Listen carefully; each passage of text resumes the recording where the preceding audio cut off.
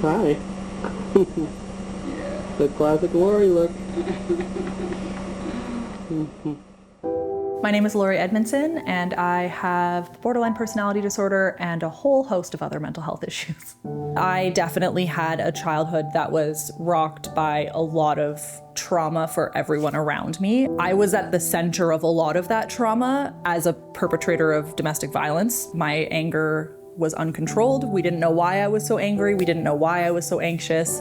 And I took it out on the people around me, and it was horrible for lots of people. The early signs of struggle was basically big reactions to, like, no, you can't have a peanut butter sandwich. And she would go off the deep end. The chief complaint on this document from when I was 13 is, I do stuff I don't want to do. It's getting worse. I cannot control my anger.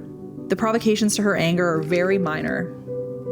She'll scream, shout, hit, kick people, kicked somebody in the face, pulled a knife out, threatened to jump out of a moving car. The thing about this that really makes me sad is that it took 6 more years for me to get the help that I needed to be able to actually figure out what was going wrong for me.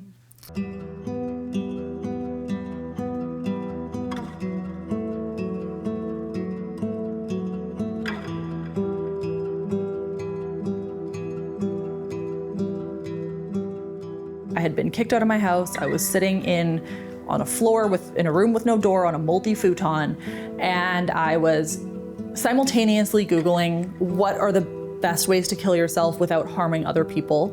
And I was Googling treatment centers that I could potentially get help. And I had basically like 2 different tabs open on my laptop at the time, trying to figure out which of those 2 options I was gonna take. I basically went to bed that night going, I have these 2 options. I'm either going to do everything I can to get treatment, or I am going to die by suicide.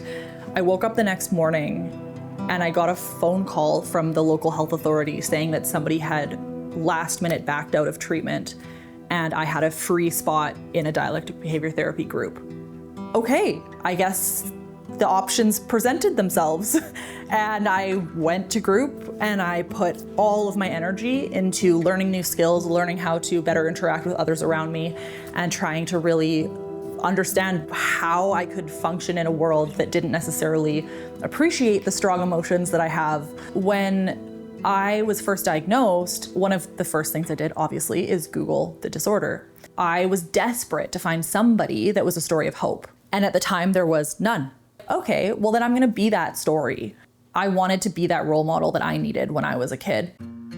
I did my master's in health administration at the end of the day because I actually realized that you needed to see things from this high leadership level of like how systems really work.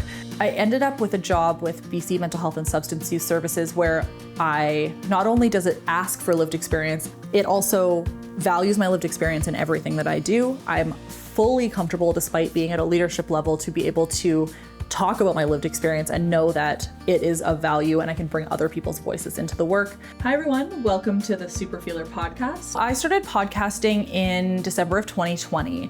I figured nobody would listen to it, right? And was I wrong? The podcast is called the Super Feeler Podcast. The strong emotions that we experience are a superpower. It's not a bad thing. We don't have to think about these as like, we should dampen our emotions to fit into the mold. This is the strongest thing about us, and it's the most beautiful thing, and so we should celebrate this as a superpower. Within, months, there was people from literally every corner of the earth listening to this podcast and reaching out to us about their experiences. People were reaching out saying, I'm a clinician and I've shared this with my clients, I've shared this with my staff members because it's really helping us with understanding. The Super Feeler community is something that makes my world go around. And it is the most beautiful space of beautiful human beings.